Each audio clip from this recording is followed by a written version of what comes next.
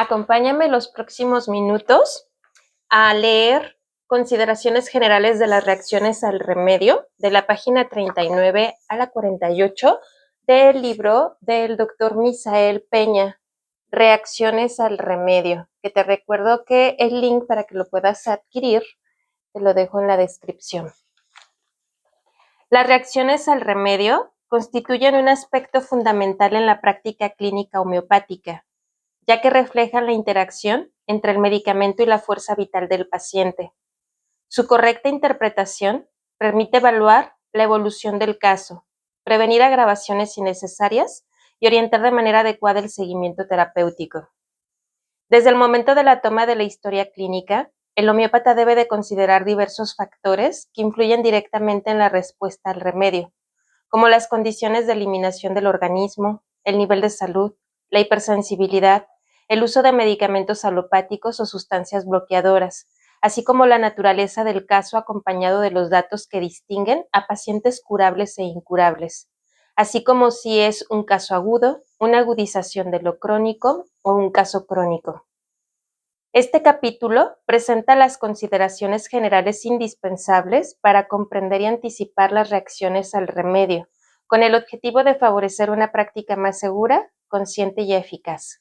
Hago un pequeño paréntesis. Esta información es de mucho valor, sobre todo para todos los alumnos que tienen la inquietud respecto al tema de posología, saber por cuánto tiempo, cuándo sí, cuántas gotas, etcétera. No es nada más conocer una tabla o tener una guía en donde te dé un número, un horario o una frecuencia establecida, sino que es el conjunto de un conocimiento lo que nos lleva a determinar ese tipo de datos. Y a través de lecturas o información como la de este libro es que puedes ir descubriendo esa información necesaria para la consulta. En las reacciones al remedio se debe poner mucha atención a los siguientes puntos claves para evitar agravaciones en los pacientes desde que tomamos la historia clínica. Barreras de eliminación obstruidas y bloqueos por malos hábitos higiénicos y dietéticos. Nivel de salud del paciente. Hipersensibilidad. Uso de medicamentos alopáticos. Uso de sustancias bloqueadoras o supresoras. Los datos característicos de los pacientes curables e incurables. Y si es un caso agudo, crónico, es agudización de lo crónico. Número 1. Barreras de eliminación obstruidas y bloqueos por malos hábitos para higiénico-dietético. En la historia clínica se debe de tener en cuenta que al interrogar al paciente se puede seguir un orden apropiado de acuerdo con cada caso, sin olvidar preguntar acerca de las barreras de eliminación de nuestro cuerpo como las antes mencionadas. Es necesario tener contemplados los bloqueos que hace el organismo en algún aparato o sistema por malos hábitos. Voy a enumerar algunos. A. Pocas horas de dormir, sueño no reparador o sueño interrumpido. B. Trabajos estresantes con liberación de alta cantidad de cortisol, trabajos nocturnos. C. Inhalación de productos químicos procedentes de actividades laborales como pinturas, gases tóxicos, químicos en la fabricación de algún textil o plástico, o entre otros. D. Estrés continuo por la vida diaria o ser altamente sensible y percibir las emociones de manera exagerada. E. Abusos sexuales o humillación diaria en la vida de pareja o situaciones de maltrato físico o psicológico en la persona, incluso desde la infancia. F. Cambiar el ciclo circadiano continuamente, dormir durante el día y estar despierto durante la noche, comer a deshoras, no respetar los cambios de clima según las estaciones del año, estar muy descubierto o no considerar el respeto a la naturaleza y pensar que no hay problema por los cambios que se generan día a día con el medio ambiente. G. Hiperinsulinismo proveniente de mala alimentación, por aumento de peso o por cenar mucho por la noche. H. Enfermedades metabólicas mal controladas. I. Cirugías que bloquean el organismo con anestesia que interrumpe el proceso de curación en un tratamiento de lo crónico. J. Sedentarismo. K. Traumas emocionales que suprimen al organismo. L. Alimentación con exceso de azúcar, comida chatarra, exceso de grasas saturadas, exceso de carnes, falta de fibra, probióticos o prebióticos, carencia de frutas y verduras, exceso de alimentos con conservadores o exceso de sodio. M. Adicciones diversas, alcoholismo, tabaquismo, uso de cocaína, anfetaminas, cristal, heroína, marihuana, vapeo, entre otras. Adicciones al juego, al sexo, al trabajo, a la comida chatarra, al internet, a la religión, al celular, etcétera. Fíjense, menciona hasta el celular, que en la actualidad es un problema muy común en muchas personas. N. Falta de ingesta de agua y uso exagerado de bebidas refrescantes o con exceso de aditivos, colorantes y conservadores. O. Uso de aceleradores del metabolismo o productos naturistas para bajar de peso. P. Uso de estimulantes como la cafeína, taurina, yerba mate, cacao, guaraná, efedra, coca, centella asiática, radiola, entre otras. Q. Uso excesivo de pantallas con luz azul como computadoras, celulares o tablets. Número 2. Nivel de salud del paciente. El tema de los niveles de salud del Dr. George Vitulcas apoya mucho a la práctica del licenciado en homeopatía y al médico homeópata, ya que conocer en general el estado de salud del paciente es importante para todos. Por ejemplo, para la respuesta en la reacción al remedio por parte del paciente, que se puede presentar posteriormente a la prescripción. Permite determinar la energía vital y la relación que tiene con su sistema inmunológico y su longevidad.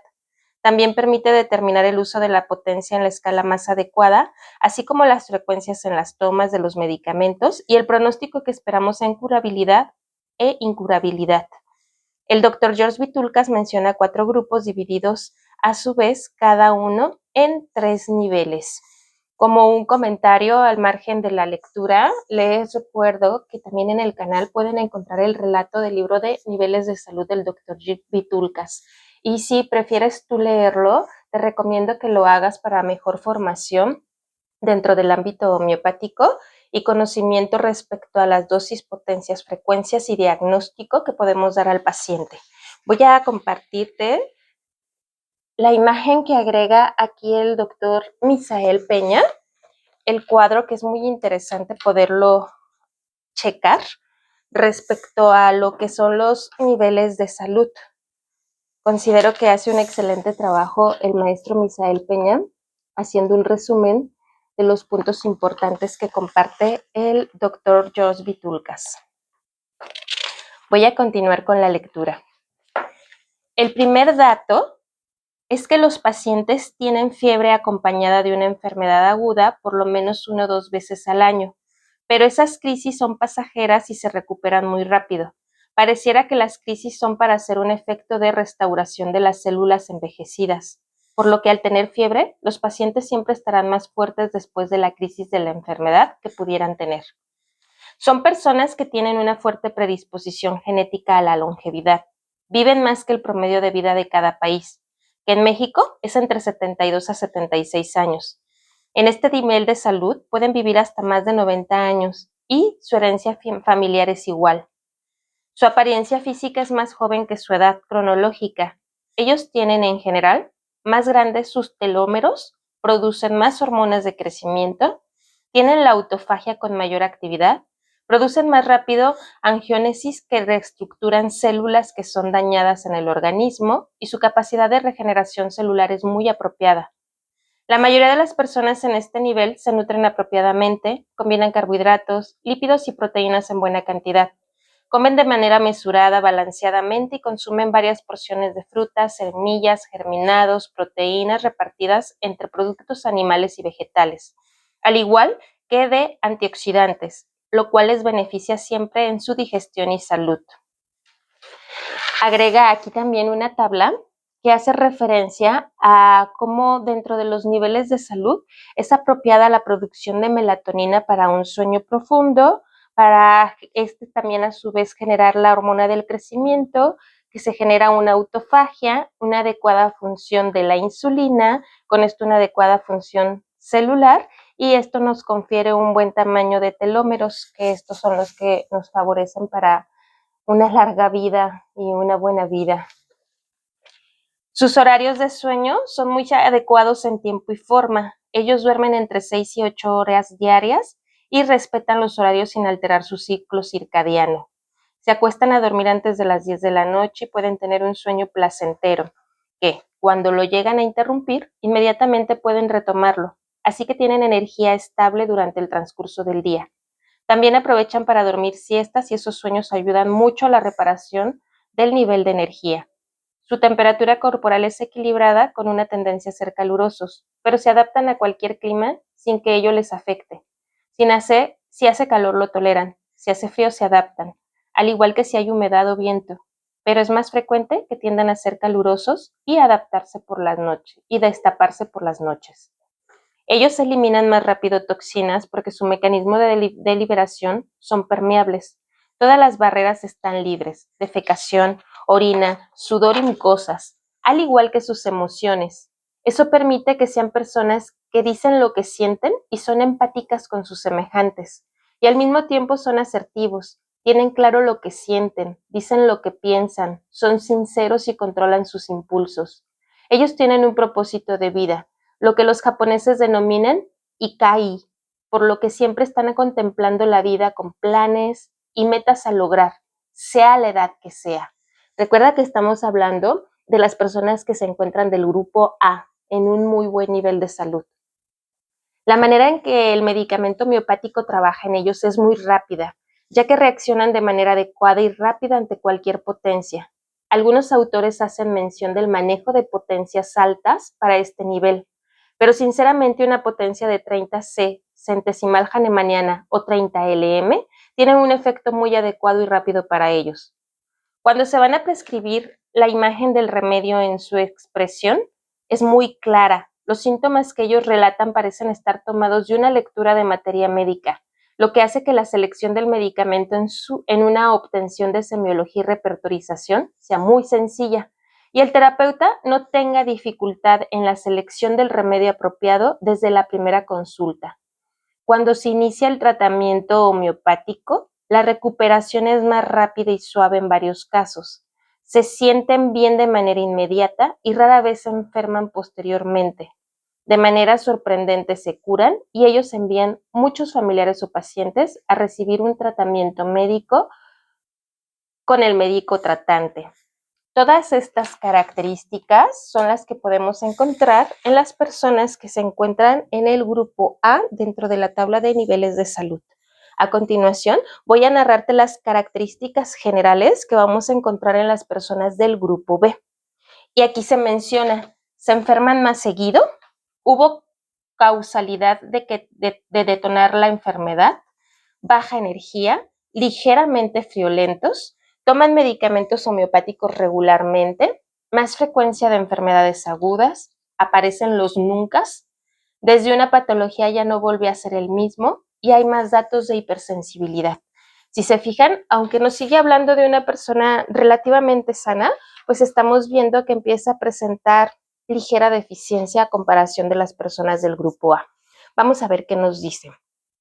Se enferma más seguido y siguen teniendo fiebre. Las enfermedades que cursan son agudas, pero se hacen repetitivas. Por ejemplo, son los niños que llevan a la consulta por episodios de faringoamigdalitis cada 15, 20 o 30 días, por lo que los papás están desesperados de que se enfermen tan seguido.